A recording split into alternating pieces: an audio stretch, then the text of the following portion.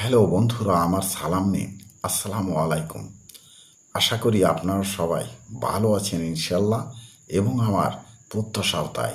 সেই সাথে আমার প্রীতি ও শুভেচ্ছা নিন। আজ এ পর্যায়ে যে বিষয়ে কথা বলবো তা হচ্ছে, আমরা সততার মাধ্যমে স্বচ্ছ জীবনযাপন করতে পারলেই আমাদের জীবনের সুস্থ ও সুন্দর অভ্যাস গড়ে উঠবে। আর এই স্বচ্ছতার জীবনযাপনই মানুষকে বিনয়ী ও ভদ্র করে তুলতে সহায়ক হতে পারে। মনে রাখবেন, সুস্থ সুন্দর অভ্যাস মানুষকে বিনয়ী ও ভদ্র করে তোলে।